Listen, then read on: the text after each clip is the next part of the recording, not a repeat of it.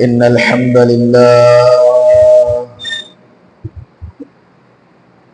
الحمد لله نحمده ونستعينه ونستغفره ونؤمن به ونتوكل عليه ونعوذ بالله من شرور أنفسنا ومن سيئات أعمالنا من يهده الله فلا مضل له ومن يضلله فلا هادي له ونشهد أن لا إله إلا الله وحده لا شريك له ولا ولد له ولا والد له ولا جلد ولا بلد ولا ولد ولا والد له ولا مكاظم له ولا مقارن له ولا مساوي له ولا مقابل له ولا مضارب له ونشهد أن لا إله إلا الله وحده لا شريك له ونشهد أن سيدنا وسندنا وطبيبنا وطبيب أرواحنا ومولانا محمدا عبد الله ورسوله أرسله الله بالحق بشيرا ونذيرا وداعيا إلى الله بإذنه وسراجا وقمرا منيرا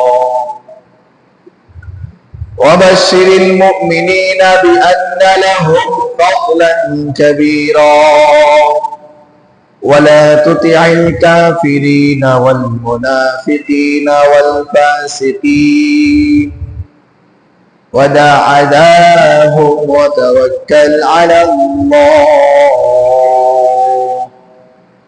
وكفى بالله وكيلا أعوذ بالله من الشيطان الرجيم قال الله تعالى في شأن حبيبه وخليله ومحبوبه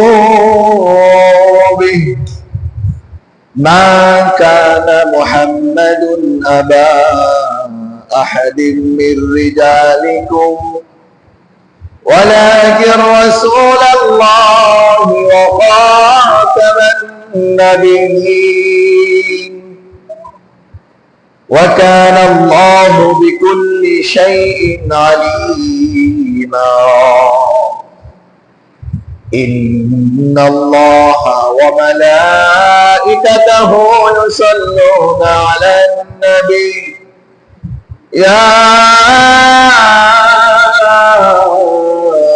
أيها الذين آمنوا صلوا عليه وسلموا تسليما اللهم صل على محمد وعلى آل محمد كما صليت على إبراهيم وعلى آل إبراهيم إنك حميد مجيد اللهم بارك على محمد وعلى آل محمد كما باركت على إبراهيم وعلى آل إبراهيم إنك حميد مجيد بلغ الهدى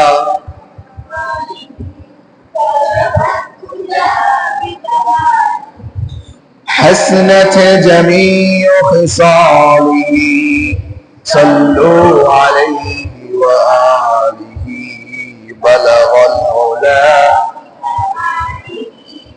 كشف الدجى بجماله حسنت جميع خصاله صلوا عليه وآله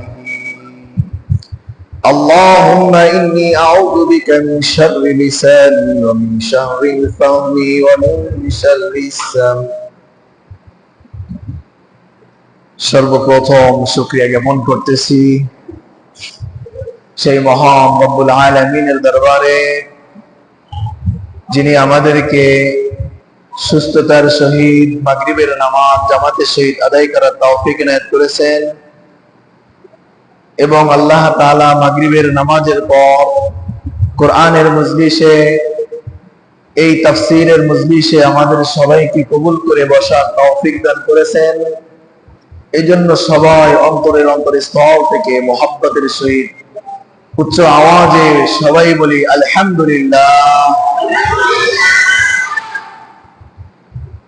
আল্লাহ তাআলার নামের ধ্বনি যত জোরে দিবেন ইসলামের দুশ্মন যারা এদের অন্তর তত বেশি কেঁপে উঠবে, ঠিক কিনা?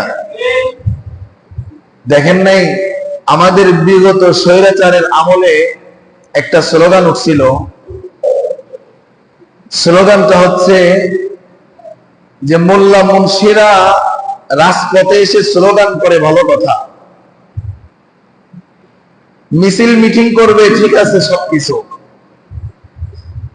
সভা জনসভার আয়োজন করবে, সব কিছু চলবে, কিন্তু নারায়ে তাকবীরের ধ্বনি দিতে পারবে না। কারণ কি? বলে এই নারায়ে তাকবীরের ধ্বনি যদি শোনে কাফের বেদাঈন ইসলামের দুশমন কোরআনের যারা দুশমন এদের কলিজায় আঘাত করে। কারণ মুসলমান যত দুর্বল হোক না কেন নারায়ে তাকবীরের ধ্বনি শুনলে আল্লাহু আকবারের আওয়াজ আসমান জমিন কেঁপে ওঠে, ঠিক কিনা? এজন্য আল্লাহ নামের ধ্বনি আল্লাহর বরত্ব আওয়াজ করে বলবেন, অন্তরের ভিতরে দাগ কাটবে এবং ইসলামের দুশমনদের কলিজা কেঁপে উঠবে যে না জানি এবার ইসলাম বিজয় হয়ে যায়। এজন্য আমরা কি করব? যখনই সুবহানাল্লাহ বলার সময় হবে সুবহানাল্লাহ আওয়াজের সাথে বলবো, আলহামদুলিল্লাহ বলার সময় হবে আলহামদুলিল্লাহ আওয়াজের সহিত বলবো। এভাবে আল্লাহু আকবারটা আওয়াজ দিয়ে বলবো যাতে করে আমার মুখ থেকে সুস্পষ্টভাবে বের হয় এবং ইসলামের দুশমন কোরআনের শত্রুদের অন্তরে কম্পন সৃষ্টি করে, ঠিক কিনা? আল্লাহ তাআলা আমাদেরকে আপনাকে এখানে যে বসার তৌফিক ইনায়াত করেছেন, বসার তৌফিক দিয়েছেন, এটা মালিকের একটা কবুলিয়াতের নমুনা। মালিক যে আমাকে আপনাকে ভালোবাসে, আমাকে আপনাকে মহব্বত করে, এর একটা নমুনা এখানে বসতে পারা। কারণ আজকে যে আলোচনা আমাদের, এই আলোচনার শুরুতেই এই বিষয়টা আমাদের সামনে সুস্পষ্ট হবে যে মালিক যার ভালো চায়, মালিক যার কল্যাণ চায়, এই ব্যক্তিকেই ভালো কাজ করার তৌফিক দান করে। বলে সুবহানাল্লাহ। মালিক যার ভালো চায় ওই ব্যক্তিকেই ভালো কাজ করার তৌফিক দান করে। তাহলে আমরা এখানে বসছি কোরআনের মজলিসে, নিঃসন্দেহে এটা ভালো কাজ না খারাপ কাজ? অবশ্যই ভালো কাজ। তাহলে ভালো কাজ করার তৌফিক দান করেছেন কে? আল্লাহ। তাহলে আল্লাহ তাআলা আমার আপনার সবার ভালো চান দেখা আল্লাহ মাগরিবের পরে অন্য মানুষের মতো মসজিদ বলা মুসল্লি কেটে গেছে, আমাদেরকে আল্লাহ এখানে বসায় রাখছে, ঠিক কিনা? অনেকে গল্পের আড্ডায় লিপ্ত আছে, অনেকে হুদাই সময় নষ্ট করতেছে, কিন্তু এতটুকু সৌভাগ্য হচ্ছে না এখানে এসে কোরআনের একটা আয়াত শুনবে, ঠিক কিনা?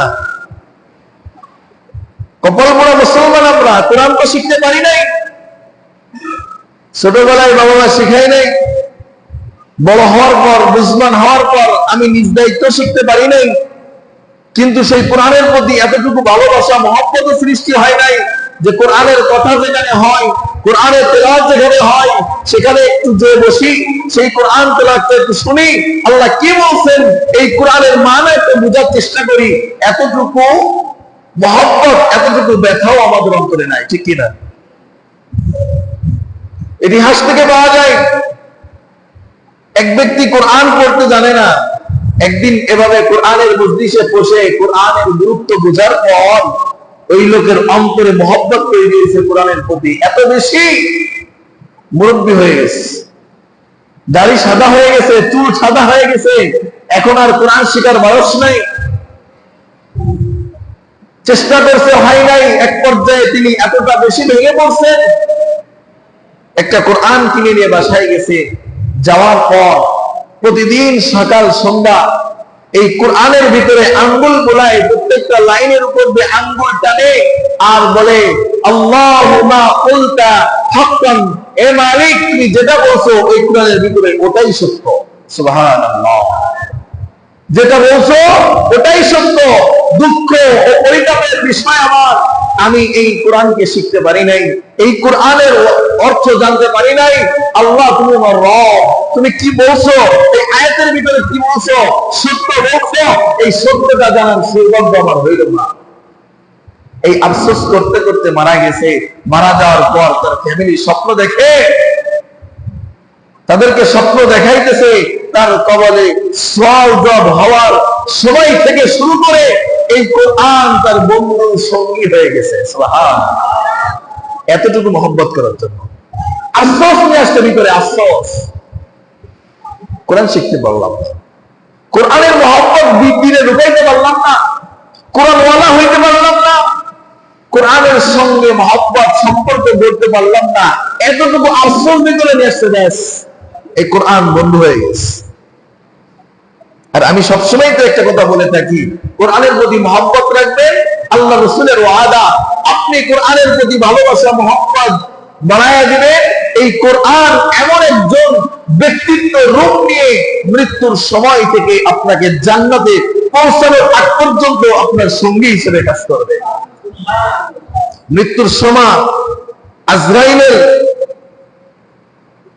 কষ্টকর খাওয়া থেকে, অসহ্য কষ্ট থেকে আপনাকে রেহাই দিবে কে? কোরআন।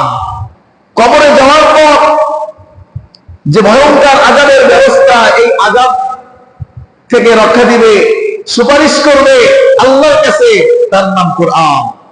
সওয়াল জবাব করতে আসবে, সওয়াল জবাবের উত্তর জবাব নিজ থেকে দিয়ে দিবে, তার নাম কোরআন। কিয়ামতের ময়দানে উঠবে, আল্লাহ তাআলার আরশের নিচে ছায়ার ব্যবস্থা করে দিবে আপনাকে এই কোরআন।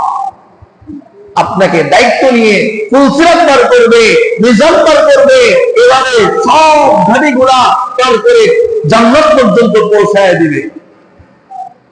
তাহলে কোরআনকে বন্ধু বানানো, কোরআনের সাথে সম্পর্ক করা, কোরআনের সাথে মহব্বত তৈরি করা কি লাভ না লস? লাভ না লস?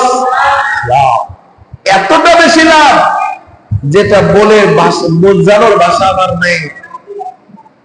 দুনিয়ায় যার সাথে মহব্বত করতেন সব ধোকা, সব ধোকা, সব ধোকা না? ধোকা কিনা? এই জন্য বলে মরার আগে একটু মরে দেখো না। মনীষীরা কি বলে? মরার আগে মরে দেখো, তোমার কিচ্ছু নাই। থাকতে একটু না থাকার ভান করো, তোমার কিচ্ছু নেই দোস্ত। তোমার গায়ে থেকে, গা থেকে, শরীর থেকে কাপড়টাও কেসিতে কেটে কেটে বের করবে, টেনে টেনে বের করবে।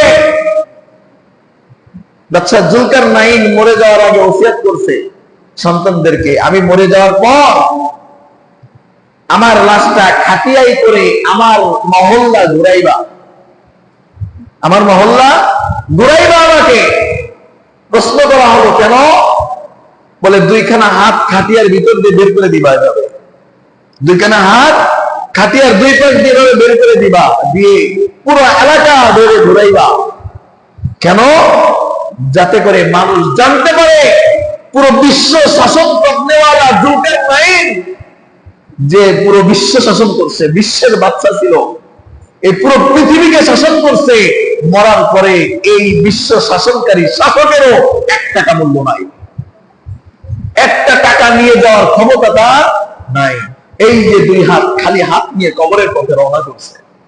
এজন্য ওসিয়ত করে গেছে মানুষ যেন আমার থেকে শিক্ষা নেয়, আমি জুলকারনাইন থেকে শিক্ষা নেয়। সমস্ত বিশ্ব শাসক, বিশ্ব যে শাসন করছে, এমন বিশ্ব শাসক হওয়ার পরেও 2 হাত খালি নিয়ে যাইতে হইতেছে কোথায়? কবরে। এজন্য দোস্ত, মরার আগে মরে দেখেন আপনার কিছুই নেই। যত মহব্বতের মানুষ বলেন না কেন, স্ত্রী, পুত্র, ছেলে, মেয়ে, বন্ধু বান্ধব, বাবা মা, ভাই বোন, আত্মীয় স্বজন, কেউ আপনার না। মরার আগে মরে দেখো, থাকতে না থাকার ভান করে দেখো, তুমি বুঝতে পারবা, তুমি বুঝতে পারবা তোমার কিছু আছে কিনা পৃথিবীতে। তুমি যত সময় আছো, তোমার প্রয়োজন আছে, তুমি থাকবা না, তোমার চারানা প্রয়োজন কারোর পড়বে না। এই জন্য দোস্ত, মহব্বত গড়তে হবে, যেখানে গড়লে কোনো মিস নাই। মানুষ ভালোবাসা করে, সম্পর্ক করে, রিলেশন করে, এই রিলেশনের এক পর্যায়ে মানুষ কি খায়? সেকা খায়। কি খায়? সেকা খায়। সেকা কারে কয়? মানে ধোকা দেয়, ধোকায় পড়ে। মানুষ তো রিলেশন করতেই বোঝে না। রিলেশন এমন জায়গায় করো, এমন ব্যক্তিত্বের সাথে করো, এমন জনের সাথে করো যে কোনোদিন ফাঁকে কি জিনিস সেটা বোঝে না। যে এর ভিতরে ধোকা দিয়ে ভরা, তার সাথে রিলেশন করে তুমি ধোকা না খাওয়ার আশা কিভাবে করো? যার সাথে ধোকা দিয়ে ভরা, আমি কি বলি জানেন, একটা ছেলে একটা মেয়ের সাথে সম্পর্ক করে, করে কিনা? বিবাহের আগে যে সম্পর্ক করে, এই সম্পর্ক বৈধ না অবৈধ? কথা বোঝেন নাই? একটা পুরুষ একটা মহিলার সঙ্গে বিবাহ বন্ধনের আগে যদি কোনো সম্পর্কে লিপ্ত হয়, এই সম্পর্ক বৈধ না অবৈধ? জায়েজ না না জায়েজ? না জায়েজ। হুকুমটা কার? আল্লাহর। একটা কথা আপনি চিন্তা করেন, একটা মেয়ের সঙ্গে আপনি সম্পর্কে লিপ্ত হয়ে ওই মেয়ের থেকে ধোঁকা না খাওয়ার আশা করেন, অথচ ওই যে মেয়েটা আপনার সাথে সম্পর্ক করছে, ওই মেয়েটা সর্বপ্রথম এই অবস্থায় সম্পর্কে লিপ্ত থাকা অবস্থায় তো ধোঁকার ভিতরে আছে। কিভাবে? কারণ জীবনের শুরু থেকে শেষ পর্যন্ত, দিনের শুরু থেকে শেষ পর্যন্ত, রাতের শুরু থেকে শেষ পর্যন্ত, প্রতিটা মুহূর্তে, প্রতিটা জায়গায়, প্রতিটা স্থানে কার নিয়ামত ভোগ করতেছে?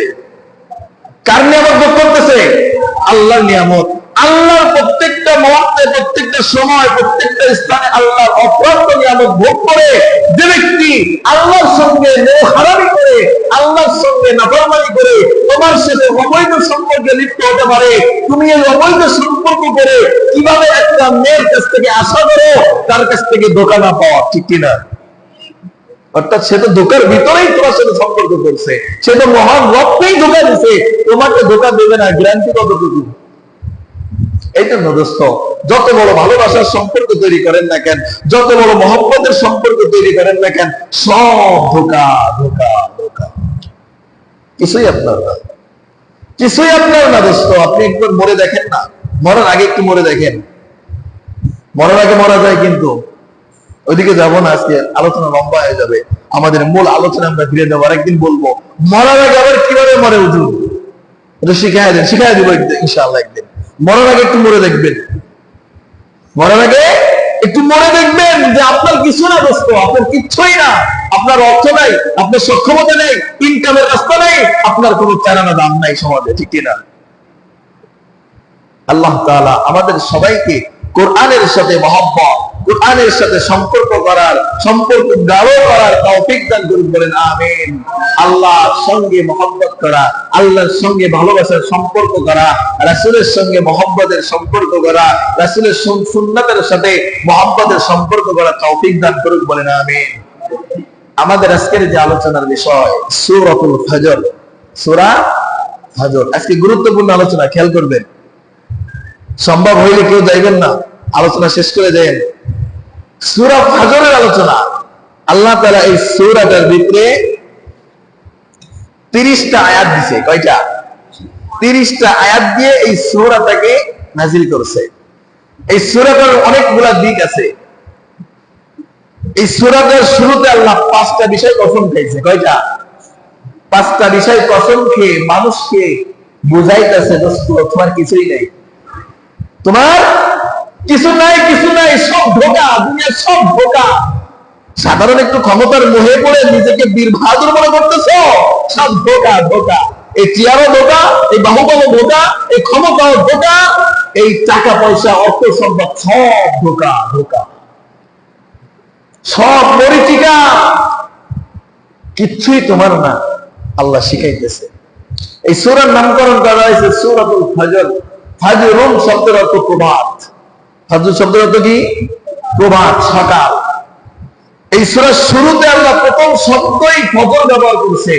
আর এই ফজর এই সূরার নাম রাখছে কারণ এই ফজরের ভিতরে অনেক রহমত, ফজিলত, বরকত নিহিত রয়েছে। আল্লাহ রাসূল এক হাদিসের ভিতরে বলেন, তোমরা ফজরের বরকতকে পাকড়াও করো, ফজরের বরকতকে আঁকড়ে ধরো। সাহাবীরা প্রশ্ন করলে, ইয়া রাসূলুল্লাহ কিভাবে কিভাবে আঁকড়ে ধরবো? আল্লাহ তাআলা কোরআন আয়াত নাযিল করে দিয়েছে, فَإِذَا قُضِيَتِ الصَّلَاةُ فَانتَشِرُوا فِي الْأَرْضِ وَابْتَغُوا مِنْ فَضْلِ اللَّهِ فَإِذَا قُضِيَتِ الصَّلَاةُ ফজরের সময় নামাজে আসো। কোথায়? কোথায়? ফজরের নামাজে আসো। فَإِذَا قُضِيَتِ الصَّلَاةُ নামাজ যখন সম্পূর্ণ করবা, فَانْتَشِرُوا فِي الْأَرْضِ এরপরে জমিনের ভিতরে ছড়ায়া পড়ো, জমিনের ভিতরে ছড়ায়া পড়ো। وَابْتَغُوا مِنْ فَضْلِ اللَّهِ এবং তোমরা রিজিকের অন্বেষণ করো। আল্লাহ তাআলা নিজ পক্ষ থেকে তোমার রিজিকের ভিতরে বরকত দান করবে। সুবহানাল্লাহ। দুঃখের বিষয়, পরিতাপের বিষয়, আমরা মুসলমান পরিচয় দিতে লজ্জা বোধ হয়। সকালবেলা ফজরের নামাজ পড়ে রাস্তায় গিয়ে দেখবেন হাজারো মানুষ জগিং করতেছে, আছে না? জগিং এ বের হয়েছে, মাগার নামাজ পড়ে না। কেন? ডাক্তার বলছে আপনি যদি জগিং না করেন ডায়াবেটিস বেড়ে যাবে, আর ডায়াবেটিস বেড়ে গেলে রোগ ব্যাধি বেশি জড়াইবে শরীরে। রোগ ব্যাধি জড়াইলে কি হবে? সুস্থতার আশা কমে যাবে। সুস্থ না হইতে পারলে কি হবে? তাড়াতাড়ি কবরের পথে চলে যাওয়া, ঠিক কিনা? এই জন্য কিসে বেড়েছে? জগিং এ বেড়েছে, জগিং এ। কিন্তু আল্লাহ যে বলছে নামাজ না পড়লে জাহান্নামে দিব, জাহান্নামে যাওয়ার ভয় নাই দোস্ত, মৃত্যুর ভয়। অথচ মানুষ বোকা, বোঝে না হাজারো চেষ্টা করলে মৃত্যু থেকে বাঁচতে পারবে। মৃত্যু থেকে মানুষ বাঁচার জন্য যত পার্সেন্ট কষ্ট করে, মেহনত করে, পরিশ্রম করে, এর 100 ভাগের 1 ভাগ যদি জাহান্নাম থেকে বাঁচার জন্য পরিশ্রম করতো, খোদার কসম করে বলতে পারি প্রত্যেকটা মানুষ জান্নাতি হয়ে মৃত্যুবরণ করতো, ঠিক কিনা? প্রতিটা মানুষ জান্নাতি হয়ে মৃত্যুবরণ করতো। কিন্তু আমরা মৃত্যু থেকে দেখি একটু রোগ হচ্ছে, তারপরে ডাক্তারের কাছে চলো। কেন? এই রোগ যদি বড় হয়ে যায় মৃত্যুর কাছায় যাবো, ঠিক কিনা? মৃত্যুর কাছে তাড়াতাড়ি ঢলে পড়বো। অথচ মানুষ এটা বোঝে না যে হাজার চেষ্টা করলে মৃত্যু আমাকে ছাড়বে, মৃত্যুবরণ সুনিশ্চিত। কিন্তু জাহান্নাম থেকে বাঁচার উপায় আল্লাহ তাআলা বের করে দিয়েছে। যদি একটু এতটুকু চেষ্টা করি, আমি আপনি জাহান্নাম থেকে বাঁচতে পারবো কিনা? পারবো। এই জন্য দেখেন আল্লাহ তাআলা প্রথম কসমটাই খাইছে ওয়াল ফজর, সূরার নামকরণ করেছে ওয়াল ফজর। ফজর দ্বারা উদ্দেশ্য ওই ফজরের কসম, কারণ ওই ফজরের ভিতরে আমি আল্লাহ অসংখ্য রহমত নাযিল করি। ওই ফজরের সময় দিনের শুরুতে প্রতিটা মানুষের উপরে আমি রিজিকের বরকত দিই, তার জীবনের বরকত দিই। নামাজের কল্যাণ, নামাজের মাধ্যমে কল্যাণ নিহিত রাখছি, এটা তার জন্য বরাদ্দ করি। অথচ কবল করা মুসলমান রিজিকের অন্বেষণে ঠিকই সকালে বের হয়, মাগার নামাজ পড়ে না, ঠিক কিনা? আমাদের সমাজটাই দেখেন, আপনি বের হবেন দেখবেন ফজরের নামাজ পড়ে অনেকে তানা মেলে বেরোছে, ঠিক কিনা? তানা নিয়ে বের হয়েছে, মাগার নামাজ পড়ে নাই, কিন্তু আগে উঠছে। আপনার আমার আগে উঠে রিজিকের অন্বেষণে বের হয়েছে। অথচ মালিক ঘোষণা দিলেন ফাইদা কুদিয়াতিস সালাত ফান্তাশিরু ফিল আরদ ওয়াবতাগু মিন ফাদলিল্লাহ। আরে বলো, আরে বোকা, আগে নামাজ আয়। আল্লাহকে স্মরণ কর, এরপরে দুনিয়ার ভিতরে ছড়িয়ে পড়, আমি আল্লাহ তোদের রিজিকের ভিতরে বরকত দান করব। এজন্য আল্লাহ ফজরের কসম খাইছে। ফজরের আরেকটা গুরুত্বপূর্ণ বিষয় আছে, একটু আগেই বলছি, এখানে যে আমরা বসতে পারছি, কোরআনের মজলিসে বসছি, এটা আল্লাহর পক্ষ থেকে একটা অশেষ রহমত। এই ফজরের সময় একটা কথা ভালো করে মনে রাখবেন, ফজরের সময় যারা ওঠেন নামাজে আসেন, একটা জিনিস খেয়াল করবেন, ফজরের সময় যে আবহাওয়াটা, চাই শীত হোক অথবা গরম হোক, ফজরের সময় যে আবহাওয়াটা, এই আবহাওয়াটা সারা দিনের 24 ঘন্টার ভিতরে আর কখনো পাবেন না। খেয়াল করবেন, একটু খেয়াল করবেন, যদি কেউ খেয়াল না করে থাকেন আজকে খেয়াল করবেন। ফজরের সময় নামাজে যখন আসেন অথবা নামাজ পড়েই যখন বের হন, তখন যে আবহাওয়াটা, এই আবহাওয়াটা আর বাকি 23-24 ঘন্টার ভিতরে একটা বারের জন্য পাবেন না। এক মনীষীকে জিজ্ঞেস করা হয়েছে, আল্লাহর নবীকে জিজ্ঞেস করা হয়েছে, একজন বিজ্ঞ আলেমকে জিজ্ঞেস করা হয়েছে, হুজুর এই সকালবেলা এই যে আবহাওয়াটা, এত সুন্দর আবহাওয়া, বাইরে বেরোলেই বেরোইতে মনে চাই, আবহাওয়ায় মিশে যেতে মনে চাই, কিন্তু এই আবহাওয়াটা সারা দিনে রাতে আর কখনোই পাই না, এর কারণটা কি একটু বলবেন? খুব চমৎকার একটা কথা বলছে, উত্তর দিছে, হাদিস অনুসারে, হাদিস অনুসারে উত্তরটা দিছে। তিনি বলেন যে ফজরের 1 ঘন্টা পর থেকে শুরু করে পরের দিন ফজর পর্যন্ত প্রতিটা মুহূর্তের বায়ুর সাথে, আবহাওয়ার সাথে মুনাফিকের নিঃশ্বাস মিশ্রিত, মুনাফিকের নিঃশ্বাস মিশ্রিত। বাট ফজরের সময়টার সাথে কোন মুনাফিকের নিঃশ্বাস না, কোন মুনাফিকের শ্বাস নাই। কেন বলছে জানেন এই কথা? আল্লাহ রাসূল একাধিক হাদিসে বলছে, একাধিক হাদিসে বলছে, দেখবেন জোহর, আসর, মাগরিবে মসজিদে মুসাল্লি বেশি হয় না কম হয়? ফজর আর ইশার তুলনায় বাকি 3 ওয়াক্ত মুসাল্লি বেশি না কম? হ্যাঁ বেশি। মাগরিবে দেখেন 3 কাতার হইতে গেছে বিরাই, ইশাই পাইবেন 1 কাতার? পাবেন না। ফজরে পাবেন 2 কাতার? পাবেন না। কি জন্য বলেন তো? আল্লাহ রাসূল বলেন, মানুষ এই 3 ওয়াক্ত, কিছু এক শ্রেণীর মানুষ আছে যারা মানুষদেরকে দেখানোর জন্য নামাজ পড়ে, এরা তো মুনাফিক, আল্লাহকে ধোঁকা দিচ্ছে। তাহলে শুনে রাখো, মুনাফিক কোনোদিন ফজর আর ইশার নামাজে উপস্থিত হয় না।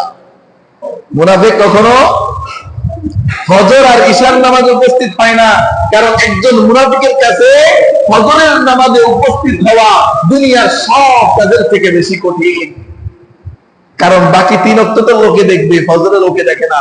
ফজরে দেখেন কে? ফজরে কাকে দেখায়? আল্লাহকে দেখায়। কিরাত লম্বা হয়, 2 রাকাতে 2 পৃষ্ঠা 3 পৃষ্ঠা তেলাওয়াত করে ইমাম সাহেব, 2 রাকাত নামাজে 10-15 মিনিট সময় লাগে। আরামের ঘুমকে হারাম করে উঠে আসতে হয়, আরামের বিবিকে যদি ফরজ গোসল হয় গোসল করে ঠান্ডা পানি দিয়ে আসতে হয়। সবকিছু ত্যাগ করে আল্লাহর মহব্বত না থাকলে কখনো আশা কি হয় না? সম্ভব হয় না। ঠান্ডা পানি দিয়ে ওযু করে আপনার শীতের ভিতরে, অন্ধকারের ভিতরে নামাজে আসতে হয়। এটা একমাত্র ওই ব্যক্তি পারে যার অন্তরে কার মহব্বত? আল্লাহর মহব্বত। এই জন্য ফজরের বরকত আছে কিনা, ফজরের দাম আছে কিনা, এজন্য আমরা ফজরের নামাজের গুরুত্ব দিব বেশি। কারণ একবার কারোর নামে যদি মুনাফিকের লিস্টে উঠে যায় দোস্ত, কারোর নাম যদি মুনাফিকের লিস্টে উঠে যায়, তার কপাল পোড়া শেষ। আল্লাহ রাসূল সাল্লাল্লাহু আলাইহি ওয়াসাল্লাম যখন বিদায় নেয় দুনিয়া থেকে, আল্লাহ রাসূল সাল্লাল্লাহু আলাইহি ওয়াসাল্লাম যখন দুনিয়া থেকে বিদায় নেয়, সাহাবায়ে কিরামের ভিতরে কিন্তু একদল মুনাফিক ছিল। কি ছিল? সাহাবায়ে কিরামের ভিতরে মুসলমান পরিচয় দিয়ে মুনাফিক ছিল কিনা? আল্লাহ রাসূলের সামনে ভালো কথা কইতো, আল্লাহ রাসূলের পক্ষে কথা কইতো, যখন আল্লাহ রাসূলের এগেইনস্টে চলে যাইতো, আল্লাহ রাসূলকে, আল্লাহ রাসূলের সাথে শত্রুতা করার জন্য আল্লাহ রাসূলের শত্রুদের সাথে তারা সলা পরামর্শ করত। এমন একটা শ্রেণীও সাহাবীদের ভিতরে ছিল, তারা মুসলমান পরিচয়ে থাকতো কিন্তু তারা মুনাফিক। আল্লাহ রাসূল জানতেন কিন্তু বলতেন না। আল্লাহ রাসূল মরে যাওয়ার আগে একটা লিস্ট, কারা আমার সাহাবীদের ভিতরে মুনাফিক, মুসলমান পরিচয় দিয়ে, আমার সাহাবীর পরিচয় দিয়ে সাহাবীদের মধ্যে থাকে একটা লিস্ট দিয়ে গেছে। যার কাছে লিস্টটা দিয়ে গেছে, সাহাবীরা জানতে পারছে অমুক ব্যক্তির কাছে আল্লাহ রাসূল লিস্টটা দিয়ে গেছে, মুনাফিকের লিস্ট। আল্লাহ রাসূল যার নামটা মুনাফিকে লিখে দিয়েছে, তার আযাব কি পরিমাণ হবে বুঝতে পারতেছেন? ইন্নাল মুনাফিকিনা ফি দারকিল আসফালি মিনান নার। আল্লাহ তাআলা বলেন কাফের, বেদাইন, ইহুদি, খ্রিস্টান, নাসারা যে পরিমাণ আযাব না পাবে, এগে থেকে কোটি কোটি কোটি কোটি গুণ বেশি যন্ত্রণাদায়ক আযাব পাবে এই মুসলমান নামক মুনাফিকগুলা। জাহান্নামের সবথেকে নিকৃষ্ট জায়গায়, সবথেকে তলদেশে থাকবে মুনাফিক নামক নেমুখারামরা। এই কথা যখন সাহাবায়ে কেরাম জানতে পারলো, আল্লাহ রাসূল মুনাফিকের একটা লিস্ট দিয়ে গেছে অমুক সাহাবীর কাছে, ওমরের ঘুম হারাম হয়ে গেছে। ওমরের ঘুম কারণ ও দোস্ত, যে রাস্তাতে ওমর যাইতো ওই রাস্তাতে শয়তান কয়দিন যাইতো না? বুঝতে পারতেছেন? শয়তানের ধোঁকা দেওয়া তো দূরের কথা, যে রাস্তায় ওমরের পাড়া পড়ছে, যে ঘরে ওমরের পাড়া পড়ছে, যে মহল্লায় ওমরের পাড়া পড়ছে, 40 দিন শয়তান ডরাইতো ওই রাস্তাতে যাইতে।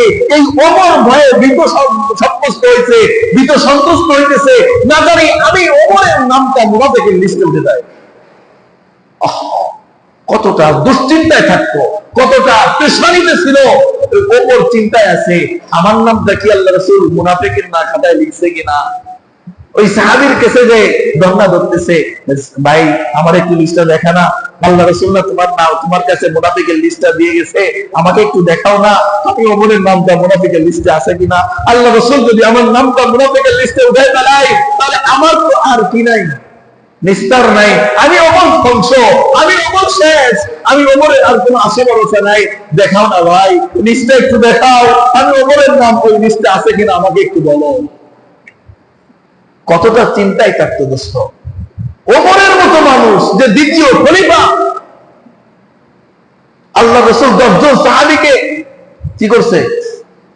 জান্নাতের সার্টিফিকেট দিয়ে গেছে, যার সম্পর্কে আল্লাহ রাসূল বলছে আমার পরে যদি কোনো নবী থাকতো তিনি নবী হইতো কে?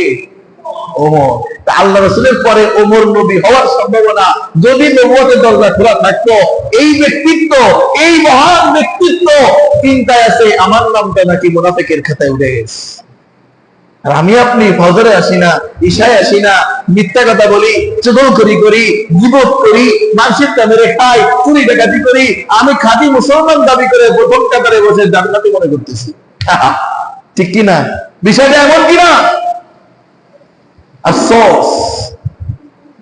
এজন্য দোস্ত, ফজরের গুরুত্ব আছে কিনা? অবশ্যই আছে। আমরা গুরুত্ব দিব ফজরের নামাজে, হাজারো কষ্ট হইলেও কষ্টের পরেও ফজরের নামাজে যেন মসজিদে উপস্থিত হতে পারি। ইনশাআল্লাহ চেষ্টা করবো তো। ইনশাআল্লাহ ফজরের নামাজে আসবে, মুনাফিকের আলামত থেকে বেঁচে থাকবেন। ফজরের নামাজে আসবেন না, আপনার ভিতরে মুনাফিকি ঢুকে যাবে, নেফাকি ঢুকে যাবে। আল্লাহ তাআলা আমাদের সবাইকে নেফাকির আলামত থেকে, মুনাফিকি থেকে সবাইকে হেফাজত করুক। সবাই বলেন আমিন। আল্লাহ তাআলা বলেন ওয়াল ফাজর ওয়া লায়ালিন আশর, ফজরের কসম, ওয়া লায়ালিন আশর। দ্বিতীয় বলতেছে 10 রাতের কসম। কয় রাত? 10 রাতের কসম। এই 10 রাত দ্বারা উদ্দেশ্য কি? মুফাসসিরিনে কেরামরা তাফসীরের ভিতরে আনে এই 10 রাত দ্বারা মুহররম মাসের, জিলহজ মাসের প্রথম 10 দিন। জিলহজ মাসের 10 তারিখে কি কুরবানির ঈদ না? 10 তারিখে জিলহজ মাসের 10 তারিখে ঈদুল আযহা। এর আগে যে 9 দিন আছে, 9টা রাত আছে, আল্লাহ তাআলা এই 9টা রাতের 10টা দিনের 10টা রাতের 9টা দিনের কসম আল্লাহ খাইতেছে। কসম খেয়ে বলতেছে ওয়ালায়ালিন আশর, ওই 10 দিনের কসম। কেন ওই 10 দিনের কসম কেন খাইছে? ওই 10 দিনের ভিতরেও আল্লাহ তাআলা অফুরন্ত অসংখ্য নাজ নিয়ামত রেখে দিয়েছেন। বলেন সুবহানাল্লাহ। অসংখ্য ফজিলত রেখে দিয়েছেন। আমরা তো একটা জানি, 9ম দিনে রোজা রাখলে কি হয়? 1 বছরের গুনাহ আল্লাহ তাআলা মাফ করে দেয়, তাই জানি না? 1 বছরের নফল ইবাদতের সওয়াব দেয়, 1 বছরের গুনাহ মাফ করে দেয় আল্লাহ তাআলা। ওই 10টা দিনে প্রত্যেকটা দিন এমন মহান মহান ফজিলতের কথা বলছেন। ইনশাআল্লাহ আমরা আগামী মুহররমে, আগামী জিলহজ মাসে আমরা এই বিষয় খুব আলোচনা করব ইনশাআল্লাহ। এই 10 দিনের ফজিলত সম্পর্কে আমরা জানবো, এখন জানলে মনে থাকবে না।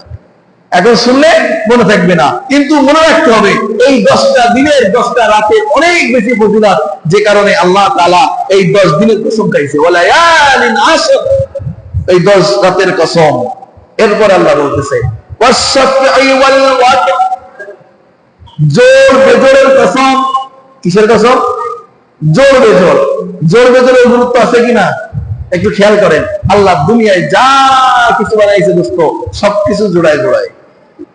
খলাকনাকুম আজওয়াজা, বলছে না সূরা নাবার ভিতরে বলছে খলাকনাকুম আজওয়াজা, আমি আল্লাহ বানাইছি দেখো না জোড়ায় জোড়ায়। এগুলো কি আমি আল্লাহ নিদর্শন না? জোড়ায় জোড়ায় বানাইছে না? পুরুষ মহিলা, ভালো মন্দ, সকাল সন্ধ্যা বানাইছে কিনা? রাত দিন, আসমান জমিন, প্রত্যেকটা জায়গায় দেখেন আপনি জোড়া ছাড়া কোনো মাখলুক নেই। তাহলে আল্লাহ বললেন ওয়াশ-শাফঈ, জোড়ার কসম, ওয়াল ওয়াতর, এবং বেজোরের কসম। বেজোরের কসম কেন খাইলেন? বলে সব কিছু জোড়ায় বানাইছি, আমি আল্লাহ একমাত্র বেজোর। ঠিক কিনা? আল্লাহ একমাত্র বেজোর না? আল্লাহর গুরুত্ব আসেনি? আল্লাহ নিজের গুরুত্ব বুঝাইছে, জোরের গুরুত্ব বুঝাইলো, বেজোরের গুরুত্ব বুঝাইলো। জোরের গুরুত্ব কিভাবে বুঝাইলো? যে প্রত্যেকটা জিনিসকে আমি আল্লাহ জোড়া জোড়া বানাইছি। আর এই জোড়ার সম্পর্ক একটু খেয়াল করো, যে সম্পর্ক আমি আল্লাহ স্থাপন করছি, যে দুইজনের ভিতরে ভালোবাসা মহব্বত স্থাপন করছি, এই নিদর্শন আমি এক আল্লাহ ছাড়া আর কেউ পারবে। কিন্তু আমি আল্লাহ এক। আমি আল্লাহ কি? আল্লাহ নিজের কসমটাও খাইলেন, ওয়াল ওয়াতর, এবং বেজোরের কসম। সব কিছু জোড়ায় জোড়ায় দেখবা। এই যে হিন্দুরা মূর্তি পূজা করে দেখবেন, এদেরও কিন্তু মূর্তির সাথে কি আছে? প্রত্যেকটার সাথে জোড়া আছে। রামকৃষ্ণ আছে না? প্রত্যেকটা জোড়া জোড়া। আমি নাম জানি না, এই জন্য বলতে পারতেছি না। প্রত্যেকটা কিন্তু জোড়া জোড়া আছে। ভগবান ভগবতী আছে না? ওরা ভগবান বলে, আবার ভগবতীও আছে। এই জন্য প্রত্যেকের জিনিসের প্রত্যেকের জোড়া আছে, কিন্তু একমাত্র জোড়া ছাড়া জোড়াহীন একক সত্তা, তিনি কে? আল্লাহ। আল্লাহ তাআলা বলতেছে ওয়াশ-শাফঈ ওয়াল ওয়াতর, প্রত্যেকটা জোড়ার কসম, প্রত্যেকটা বেজোড়ের কসম। আর বেজোড় তো একমাত্র কে? আল্লাহ। জোড়া এবং বেজোড়া, জোড় এবং বেজোড়ের গুরুত্ব আছে কিনা? আছে। আল্লাহ তাআলা বলতেছেন, এরপরে বলেন ওয়াল্লাইলি ইযা ইয়াসর, এবং রাতের ওই সময়ের কসম যখন রাতটা শেষের দিকে চলে যায়, রাত টেনে টেনে শেষ হয়ে যায়, মানে ভোর রাতের কসম। ভোর রাতের ফজিলত আছে না? আসেনি? ভোর রাতে তাহাজ্জুদের সময়, ফজরের আগে একমাত্র আল্লাহর খালেস বান্দাদের পরিচয় কখন পায়? ঠিক কিনা? ঈশান নামাজ পড়ে একটু আগেই তো বলছি দোস্ত, আমরা দোকার সাথে সম্পর্ক করি, দোকার সাথে রিলেশন করি, দোকার সাথে সম্পর্ক গড়ে দোকা না খাওয়ার আশা করি, অথচ মালিকের সাথে যদি একটু সম্পর্ক করতে পারেন, দেখেন না মালিক কি মালিক পাইছেন দোস্ত। ফজরের নামাজ পড়বেন, জোহরের আগে আল্লাহ তাআলা চাষ দিবেন, আল্লাহ তাআলা ইশরাক দিবেন। কেন জানেন? ফজরের নামাজ পড়ে সেই কখন জোহর, আল্লাহ সহ্য হয় না, আল্লাহ ডাকবে, বান্দারে আমি তো একা, আমার তো আর কেউ নেই, জোড়া নাই, আমি আল্লাহকে তোকে ভালোবাসি, তুই তো আমার প্রেমে পাগল হবি, আয় না।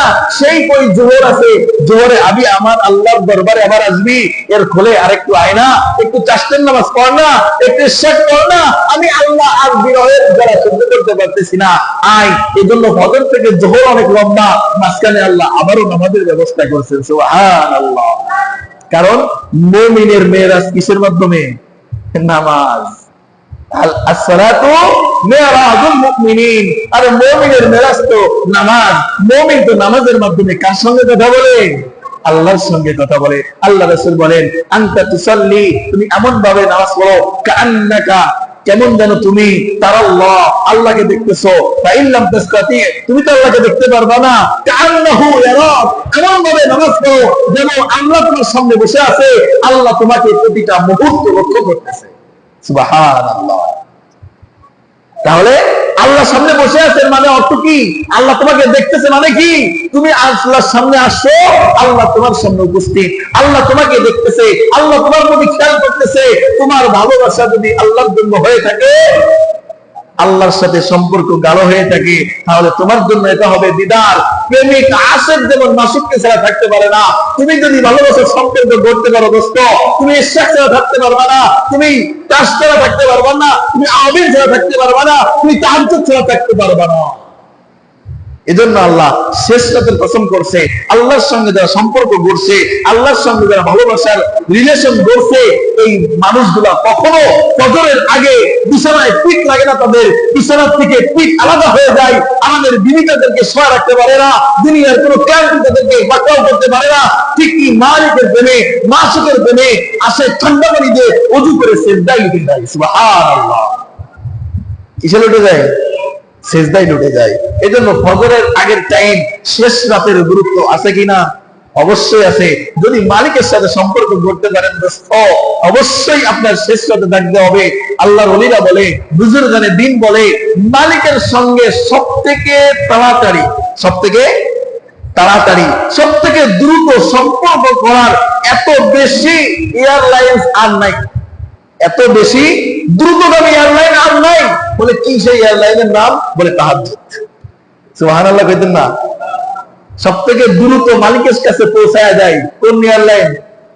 তাহাজ্জুদ। তাহাজ্জুদ যদি তাহাজ্জুদে অভ্যস্ত হতে পারেন, মালিকের সাথে, মালিকের সান্নিধ্য আপনার অতি তাড়াতাড়ি লাভ হয়ে যাবে। এই জন্য দোস্ত আল্লাহ বলতেছেন,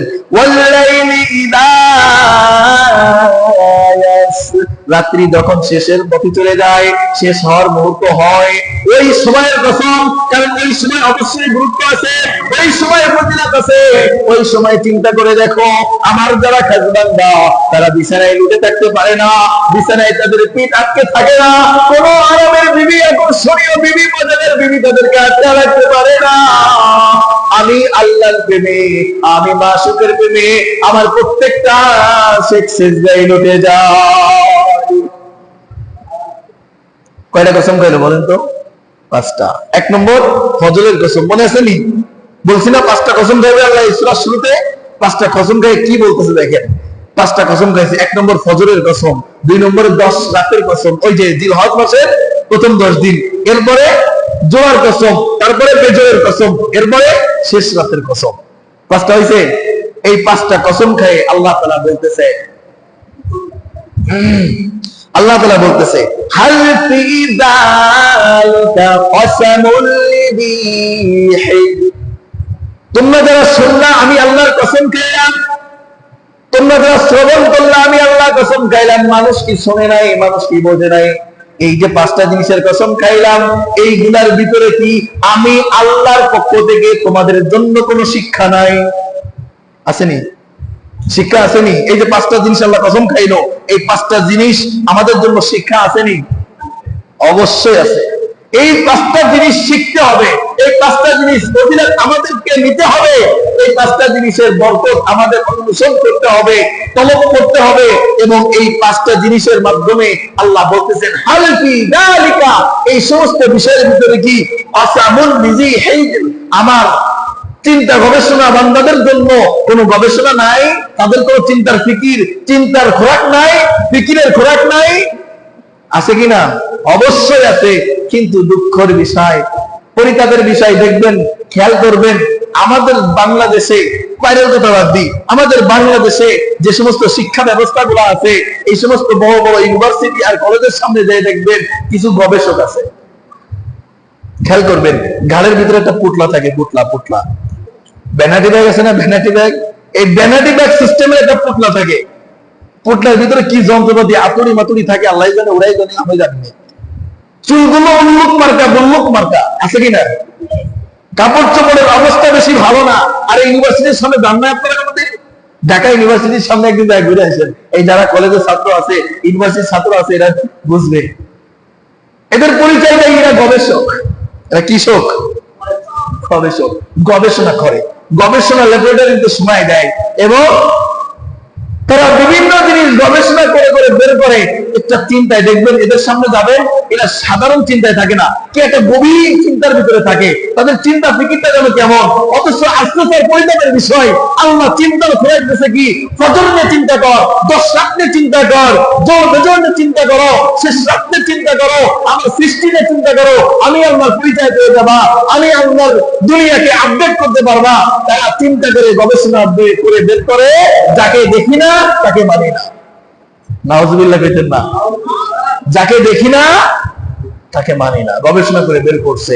তাদের কাছে আমার প্রশ্ন, দোস্ত তুমি যে হইছো তোমার মার পেট থেকে, তোমার বাবা যে কে তুমি দেখছিলা? তোর বাবা কে দেখছিলা তুমি? আমি যে বাবার মার পেট থেকে হইছি, আমার বাবা যে ইনি আমি দেখছিলাম নাকি আমার মা বলছে? আমার মা বলছে তোমার বাবা ইনি, আমি বিশ্বাস করছি কিনা? তাহলে তুমি দেখো না, যদি বিশ্বাস করো না, অথচ তাহলে তো তুমি বৈধ সন্তান না, ঠিক কিনা? তোর বাবারে তো তুমি বিশ্বাস করো না, কারণ বাবা যে এটা তো তোমার বাবা, তুমি দেখছো? দেখছো? দেখো নাই, হওয়ার পর তোমার মা বলছে এটা তোমার বাবা, বিশ্বাস করছো? তুমি এতটুকু একজন মাখলুকের কথা বিশ্বাস করে বাবাকে মেনে নিতে পারো, অথচ তোমার পড়া তুমি এই আল্লাহ হাজার লক্ষ সৃষ্টি দেখে স্রষ্টাকে চিনতে পারো নাই।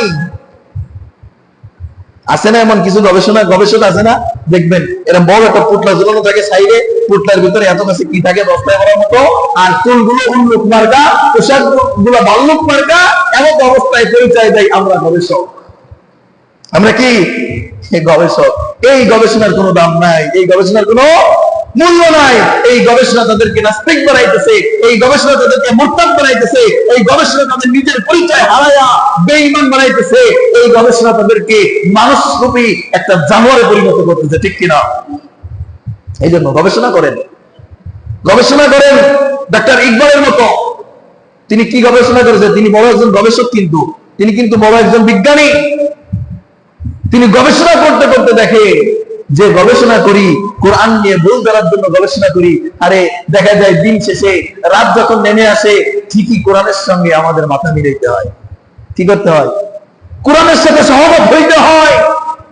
যত গবেষণাই করি না কেন, সারাদিন গবেষণা করে বিভিন্ন কিছু তৈরি করলাম, কিন্তু দিন শেষে সেই রাসূলের হাদিসের সঙ্গে আমার মতকে মিলাইতে হয়। আমার গবেষণা শেষ পর্যন্ত সেই হাদিসের সঙ্গে ঠেক খায়।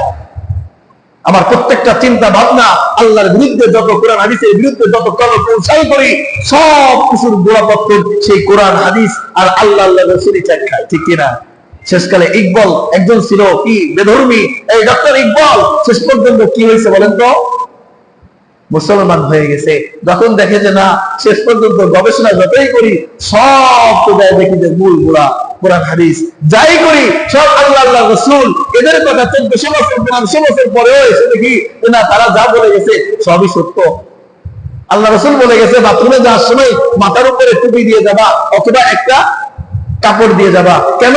এটা আল্লাহ রাসূলের সুন্নাত। কেন এই জিনিসের জবাব তখন দেন নাই? কোন ল্যাবরেটরি ছিল না, ল্যাব ছিল না, কোন গবেষণা কেন্দ্র ছিল না। এখন আমরা দেখি আল্লাহ রাসূল এই কথা কেন বলছে, একটু গবেষণা করে আল্লাহ রাসূলের সুন্নাতকে বাজেয়াপ্ত করা যায় কিনা, এই সুন্নাতকে মিথ্যা সাব্যস্ত করা যায় কিনা, এই সুন্নাতের ভিতরে কোনো ফায়দা নাই এটা জনগণের সামনে প্রকাশ করা যায় কিনা, প্রমাণ করা যায় কিনা।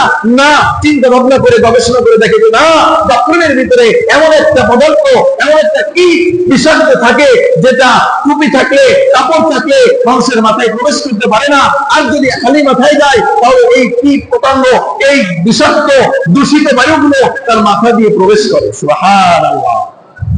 এভাবে প্রত্যেকটা জিনিস, স্বর্ণ ব্যবহার করা হারাম না হালাল? পুরুষের জন্য স্বর্ণ ব্যবহার করা কি হারাম? গবেষণা শুরু করছে, এত সুন্দর একটা দামি জিনিস গোল্ড নারীরা ব্যবহার করবে, পুরুষেরা ব্যবহার করতে পারবে না, ইসলামের কেমন নিয়ম না, পছন্দ হয় না। গবেষণা শুরু করছে, কি করছে? গবেষণা শুরু করছে। গবেষণা করে দেখে যে না, আসলে স্বর্ণের ভিতরে এমন একটা অলৌকিক শক্তি আছে, স্বর্ণের ভিতরে এমন পাওয়ার আছে যে পাওয়ারটা যদি পুরুষ ব্যবহার করে, অতিরিক্ত স্বর্ণ ব্যবহার করার ফলে তার পুরুষত্ব কমতে থাকে, পুরুষত্বের শক্তি কমতে থাকে। যদি অতিরিক্ত মাত্রায় সে স্বর্ণ ব্যবহার করতে থাকে, এক পর্যায়ে সে পুরুষত্ব হারায়া কাপুরুষে পরিণত হয়। সুবহানাল্লাহ কইতেন না?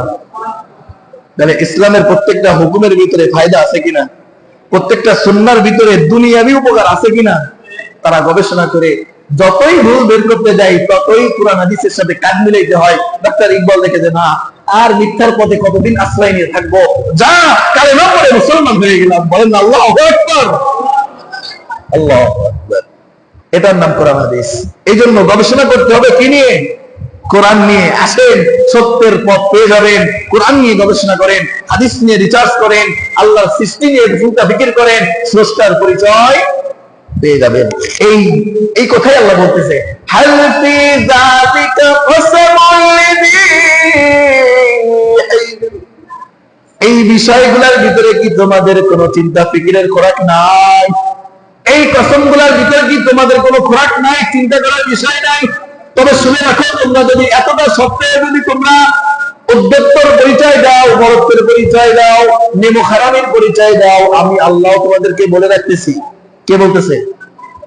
আমি আল্লাহ তোমাদেরকে বলে রাখতেছি। এরপর আল্লাহ তিনটা জাতির কথা কইব। কয়টা? তিনটা জাতি, যাদের চিন্তা ফিকিরও তোমাদের মাথায় আসে না।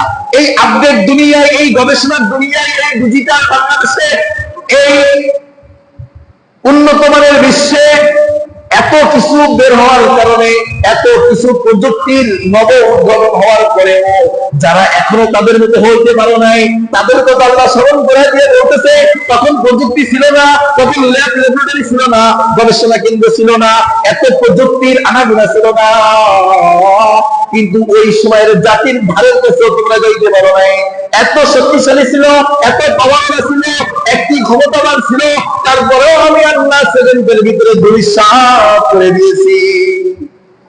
আল্লাহ স্মরণ করাই দিতেছে একটুখানি, কি বলে দেখেন, আলাম তারা কাইফা ফাআলা রাব্বুকা বিআদ, তোমরা দেখো নাই আদ জাতির সাথে আমি কি ব্যবহার করেছি? এত কিছু বলার পরেও যদি আমি আল্লাহকে না চিনো, আমি আল্লাহকে না বুঝো, আমি আল্লাহর পরিচয় যদি না পাও, এখনো যদি বক্তের সাথে চলো, অহংকারের সাথে চলো, দাম্ভিকের সাথে জমিনের উপরে চলাফেরা করো, শুনে রাখো তুমি কতটা শক্তিশালী। আদ জাতি দেখো নাই? আদ জাতির একটুখানি কথা বলি, আদ জাতি কেমন ছিল জানেন? আদ জাতি পা দিয়ে, এই যে পা আছে না, পার গোড়ালি, আমরা গোড়ালিতে আঘাত করি না মাটিতে, গোড়ালিতে যদি আঘাত করতো তা পাথর, এই পাহাড় কাঁপতো, পাহাড় থরথর করে কাঁপতো, পাহাড়ের উপরে যদি আঘাত মারতো পাহাড় দেবে মাটিতে চলে যাইতো। মাথায় আসবে তারা কেমন ছিল? মাথায় আসবে? তাফসীরের ভিতরে আনছে, পাহাড় গোড়ালি দিয়ে জমিনে আঘাত করলে জমিন সহ পাহাড় থরথরায় কাঁপতো। আদ জাতি এমন ছিল, পাহাড়ের উপরে আঘাত করলে পাহাড় মাটির তলে ডুবে যাইতো। এই আদ জাতিকে আমি শেষ করে দিয়েছি নিমিষে নিমিষে। নবী পাঠাইলাম, আদ জাতির কাছে হুদ নবীকে পাঠাইছি, বলছি কে দাম্ভিক্য করো না, ভক্ত উদ্যত্ত প্রকাশ করো না, আল্লাহ তাআলা পছন্দ করে না। এক আল্লাহর প্রতি ঈমান আনো, বিশ্বাস স্থাপন করো, মুসলমান হও, আল্লাহর এই কালিমাকে গ্রহণ করো। তারা বলে কি জানেন? বলে আমাদের মতো শক্তিশালী না তোমার আল্লাহ। কি বলে? আমাদের চাই শক্তিশালী তোমার আল্লাহ, আমাদেরকে দেখছো? বলে হুদ নবী বলে, তোমরা আল্লাহর মতো শক্তিশালী তো দূরের কথা, আল্লাহর একটা মাখলুক বাতাস, এর মোকাবেলা করার শক্তি তোমরা রাখো না। কি কয়? বাতাস আল্লাহর একটা মাখলুক না? বাতাস বানাইছে কিনা? আল্লাহ। এই বাতাসের মোকাবেলা করার শক্তিও তোমাদের চোদ্দ গোষ্ঠীর নাই। তুমি তো আল্লাহ তো পরে থাক, আল্লাহ তো দূরের কথা, আল্লাহর একটা মাখলুক, সামান্য মাখলুকের মোকাবেলা করার সক্ষমতা তোমাদের নাই।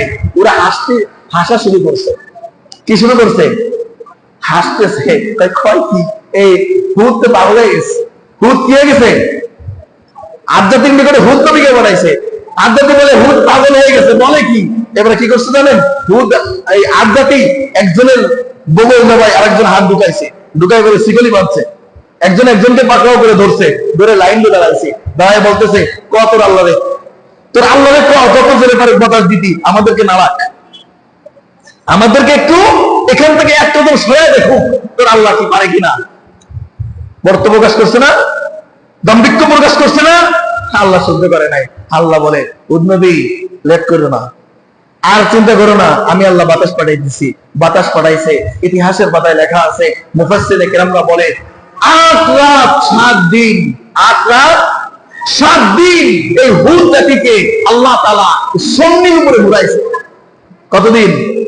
8 রাত 7 দিন এমন আবহাওয়া বইছে, এমন বাতাস আসছে, এমন তুফান ছাড়ছে, 8 রাত 7 দিন এই সন্ধির উপরে শুধু ঘুরছে। আপনি কোন মানুষ দেখছেন আজ পর্যন্ত? কোন যন্ত্র ছাড়া, উপরে কোন মেশিন ছাড়া মানুষ ভেসে আছে বাতাসে? দেখছেন? আজ পর্যন্ত দেখেন নাই।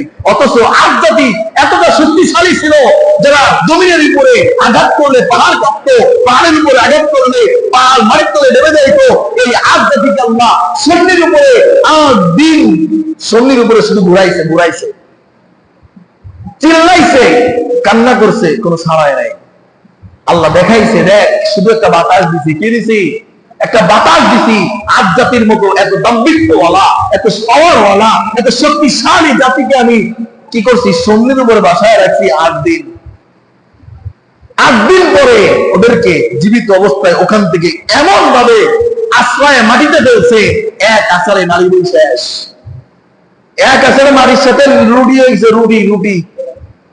দাম্ভিক্য আছে? আল্লাহ তাআলা বলতে পছন্দ করেন না। এই জন্য দোস্ত, অনেকে আমরা দেখি একটু ক্ষমতা চেয়ার পাইলেই, আরে বাবা কি না কি করবো, আমাদের লাঠি যে পরিমাণ, আমাদের ক্ষমতা যে পরিমাণ, আমার পাওয়ার যে পরিমাণ, আমি ডাক দিলে 200 মানুষের ঘোরা হয়ে যাবে। কি কয় এগুলা? আমার সামনে কিছু নেই। এগুলা আসেনি এমন ভাব সমাজের ভিতরে, এমন ভাবওয়ালা মানুষ আছে না? আছে। আল্লাহ পছন্দ করে না দোস্ত, আল্লাহ দাম্ভিক্য পছন্দ করে না। এই জন্য আল্লাহ বলে, ওলা তামশি ফিল আরদি মারহা ইন্নাকা লান তাখরিকাল আরদা ওয়া লান তাবলুগাল জিবালা তুলা। তুমি ওই আদ জাতির মতো দাম্ভিক্য করে চলো না, কারণ তুমি দাম্ভিক্যের সাথে জমিনে চললে জমিন ফেটে যাইবো না। ফেটে যাইবো? তুমি বরত্ব ভাবলে জমিনে চললে জমিন ফেটে যাইবো? তুমি ক্ষমতা দেখাইলে জমিন বাড়ে যাইবো না। ওলা জিবালা তুলা, আর পাহাড়ও গলে গলে পড়বে না তোমার দাম্ভিক্য দেখে। আদ জাতির মতো শক্তিশালী হও নাই, অর্থাৎ দাম্ভিক্য দেখায় না। আমি আল্লাহ দাম্ভিক্যকারীদের পছন্দ করি না, বরত্ব উদ্যত্ত প্রকাশকারীদেরকে কখনোই আমি আল্লাহ পছন্দ করি না। এরপরে দেখেন এক জাতি গেল, কি জাতি? আদ জাতি। এরপর আল্লাহ তাআলা বলতেছে, দেখেন, আলাম তারা কাইফা ফাআলা রাব্বুকা বিআদ। তুমি সেই কথা কি দেখো নাই? সেই কাজ কি দেখো নাই? তোমার রব আদ জাতির সাথে কি ব্যবহারটা করছে? তারা উদ্যত্ত প্রকাশ করছে, আমি আল্লাহ তাদের সাথে কি ব্যবহার করেছি। ইরম যাতিল ইমাদ। ইরম জাতি। ইরম জাতি কারা? ইরম। ইরম একটা জাতির নাম আছে। মুফাসসিরিনে কিরামরা অনেকে বলছে এই আদ জাতির আরেকটা নাম ইরম। আবার কেউ বলছেন যে আদ জাতির এই জনগোষ্ঠীর আরেকটা গোষ্ঠী বংশের নাম আছে ইরাম। এই ইরাম জাতির সাথে আমি আল্লাহ কি করছি জানো? এই ইরাম জাতীয় এমন ছিল, উদ্যত্ত প্রকাশ করছে, তারা আল্লাহর সঙ্গে কি করছে? বাহাদুরি দেখাইছে। তবে শুনে রাখো, এই ইরাম জাতি এমন একটা জাতি, আল্লাতী লাম ইউখলাক মিসলুহা ফিল বিলাদ। আল্লাহ বলছেন ইরাম জাতি এমন একটা জাতি, যাদের মতো জাতি পৃথিবীতে আমি আর কোনোদিন সৃষ্টি করি নাই। তাহলে আল্লাহ নিজে বলতেছে, নিজে সাক্ষ্য দিচ্ছে, এমন একটা জাতি দুনিয়ায় ছিল যার মতো আর কোন মাখলুক আমি দুনিয়ায় সৃষ্টি, আর কোন জাতি সৃষ্টি করি নাই। তাহলে যে আল্লাহ বানাইছে, ওই আল্লাহ যার বরত্ব প্রকাশ করতেছে, যার ক্ষমতা প্রকাশ করতেছে, আর তুমি আমি তো প্লাস্টিক। তুমি আমি কত বড় ক্ষমতাওয়ালা, তুমি আমি কত বড় ক্ষমতাওয়ালা। আল্লাহ বলে দিচ্ছে ইরম যাতিল ইমাদ। আরে ইরম জাতির দিকে তাকায় দেখো, আল্লাতী লাম ইউখলাক মিসলুহা ফিল বিলাদ। যাদের মতো জাতি পৃথিবীর ইতিহাসে আমি আর কোনোদিন বানাই নাই, ওদের দিকে তাকায় দেখো ওরা কি করত। আল্লাহ বলতেছেন ওরা এত বেশি শক্তিশালী ছিল। তোমরা তো প্রযুক্তির দুনিয়া, প্রযুক্তি তৈরি করো। একটা জিনিস খেয়াল করেন, যদি আপনি 3 তলা বিল্ডিং করেন, কয়তলা? একটা পিলার সিসি 8 সিসি ঢালাই দেন না? 8 সিসি 12 সিসি ঢালাই দেওয়া হয় না? একটা পিলার 1 তলা পর্যন্ত কিন্তু একসাথে ঢালাই দেয় না, দেয় 2 বারে দেয়। কিন্তু কয়বারে? 2 বারে দেয়। 10 ফিট ঢালাই কয়বারে দেয়? 2 বারে দেয়। 3 তলা ঢালাই দিতে হলে আপনার 3 দুগুণে 6 বারে ঢালাই দেওয়ার পর 3টা ছাদ দেওয়ার পর 3 তলা করে উঠতে হয়, ঠিক কিনা? একটা পিলার এই পর্যন্ত 3 তলা পর্যন্ত উঠাইতে পারি না, পারেন না একবারে ঢালাই দিয়ে। কেন? এত আপডেট দুনিয়া, প্রযুক্তির দুনিয়া, এত ইন্টারন্যাশনাল দুনিয়া, তারপরেও কেন পারেন না? আর ইরাম জাতি কি করতে জানেন? আল্লাহ বলতেছে এদের মতো জাতি তো আমি আর বানাই নাই। এদের ক্ষমতা এতটুকু শোনো, এদের ক্ষমতা হচ্ছে এরা পাহাড় নিজে হাত দিয়ে ভাঙতো। কি করতো? নিজের হাত দিয়ে পাহাড় ভেঙে 30-40 তলা পর্যন্ত একটা পিলার বানাইতো, মানে সাইড সাইডে হাত দিয়ে। আপনি আমি যে মেশিন দিয়ে এখন সেটাই করি না, মেশিন দিয়ে কাটি না, পাথর ভাঙি কি যে মেশিন দিয়ে, ওরা হাত দিয়ে ভাঙতো, নিজেদের হাত দিয়ে ভেঙে 30-40 তলা পর্যন্ত লম্বা একটা পিলার বানাইতো, বানায় নিজেদের ঘাড়ে করে এনে যেখানে বাসা বানাইতো ওখানে দূরে বেড়ে যেত। স্বপ্ন দেখতে পারি আমরা, এগুলা স্বপ্ন দেখতে পারি।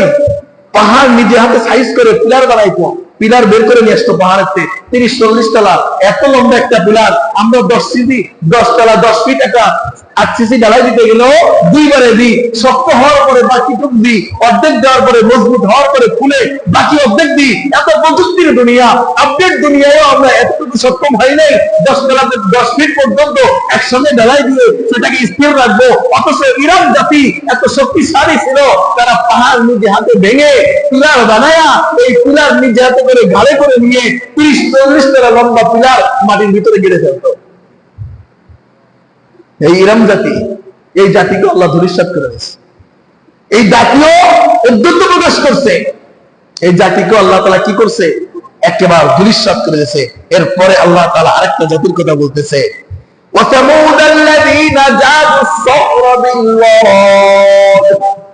সামুদ জাতি। সামুদ জাতির আলোচনায় আগে একদিন করছিলাম।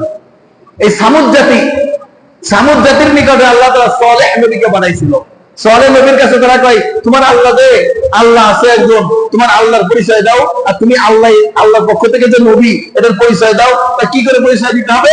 তাহলে এই পাথরটার ভিতর থেকে একটা 10 মাসের গর্ভধারী উটনি বের করো। বলছিলাম না, 10 মাসের গর্ভধারিণী উটনি বের করো একটা পাথর থেকে। দাবি দেখছেন ওদের, যদি বের করতে পারো একটা পাথর থেকে, তাহলে আমরা মেনে নেব তুমি আল্লাহর নবী, তোমার আল্লাহ আছে।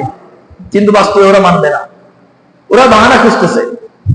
আল্লাহর হুকুমে তাই হয়েছে। এরপর অনেক লম্বা ঘটনা যায় আর কি, তাদেরকে সতর্ক করছে, খবরদার আল্লাহর সাথে উদ্যত প্রকাশ করো না, তোমরা বরত্ব প্রকাশ করো না, বরত্বের পরিচয় দিও না। আল্লাহ কিন্তু এগুলো পছন্দ করে না।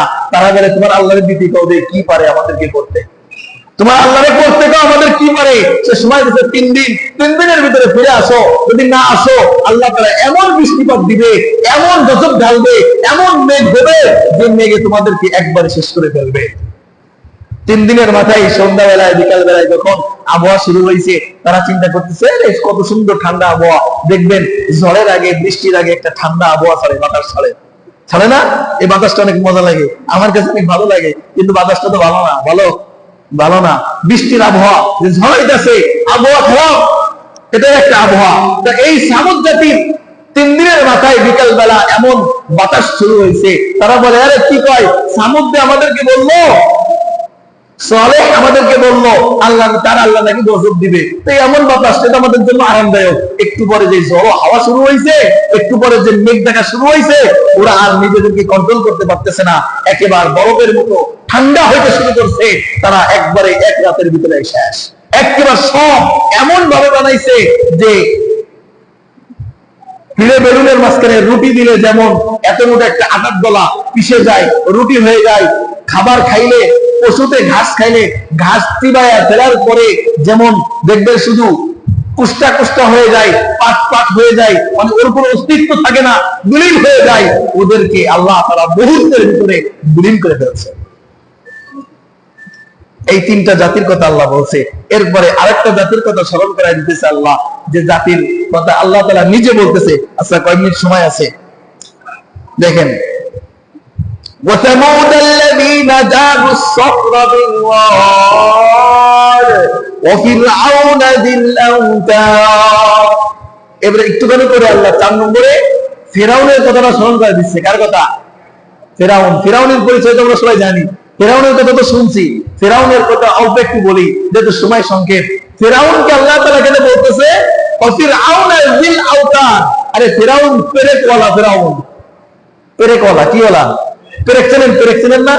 এই যে লম্বা লম্বা যে তারকাটা গুলো আছে, লম্বা পেরেক। আল্লাহ বলতেছে এই পেরেকওয়ালা ফিরাউনকে চিনো না? এই ফিরাউনের সাথে কি ব্যবহার করছে দেখো নাই? তা আল্লাহ তাআলা এখানে মুফাসসিরিনে কিরামরা বলে যে আল্লাহ তাআলা পেরেকওয়ালা ফিরাউন কেন বললো? মুফাসসিরিনে কিরামরা তাফসীরের ভিতরে আনছেন যে ফিরাউনের একটা নীতি ছিল, রীতি ছিল। দেখবেন বর্তমানে খ্রিস্টানেরা তাদের মূর্তি মানে যে পূজা করে, তাদের কবরস্থানে, তাদের পূজা মণ্ডপে একজনের ছবি অর্থাৎ ঈসা আলাইহিস সালাম নাউজুবিল্লাহ এভাবে টাঙায় রাখছে। এভাবে টাঙায় রাখছে না? ফেরাউনের একটা অভ্যাস ছিল, এইভাবে মানুষ ধরে মারার আগে একটা কাঠের সাথে দুই হাতের ভিতরে ব্রেক মারতো, দুই হাতের সাথে ব্রেক মারতো, দুই পায়ের সাথে ব্রেক মারতো। ব্রেক মারার পর তাকে রক বলে মানানোর চেষ্টা করতো। যখন না মানতো তখন তাকে শেষ করে ফেলতো, তেলের ভিতরে ফেলতো, জ্বালায় ফেলতো, পোড়ায় ফেলতো, কিনে ফেলতো, শুনেতে চড়াইতো, এভাবে কষ্ট দিয়ে মারতো। এই জন্য আল্লাহ তাআলা এই ফেরাউনকে পেরেকওয়ালা বলছে, যে পেরেকের দ্বারা সে শাস্তি শুরু করতো। এতটা ক্ষমতাওয়ালা পাওয়ারওয়ালা ফেরাউন ছিল, কিন্তু আমি আল্লাহ তাকে এমন শাস্তি দিছি, মুসার বিরোধিতা করার কারণে তার মুসার কাছ থেকে একটা তীরও খরচ হয় নাই, মুসার একটু দোয়াও করতে হয় নাই, কিছু করতে হয় নাই। মুসার কষ্ট ছাড়া ফেরাউনকে কষ্ট দিছি, চুবায়া চুবায়া নীল দরিয়ায় মারছি, ঠিক কিনা?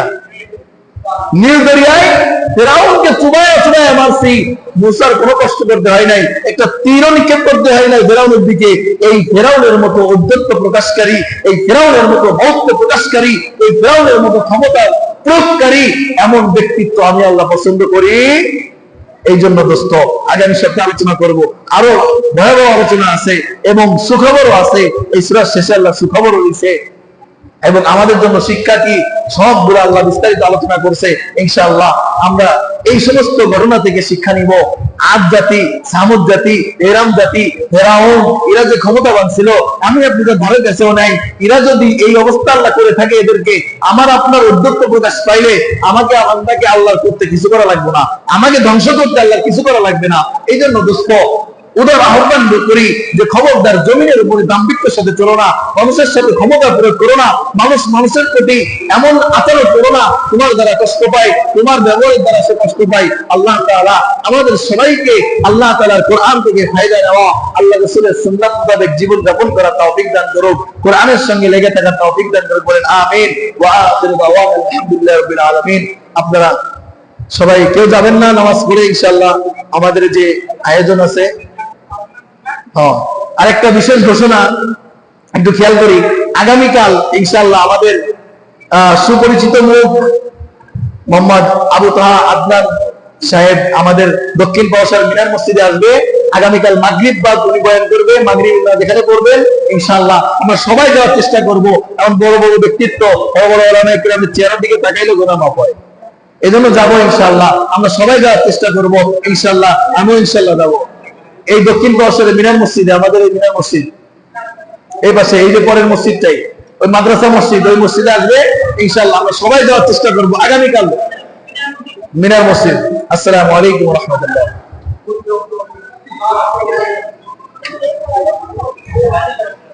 টিপ দাও নাই? টিপ দিছো?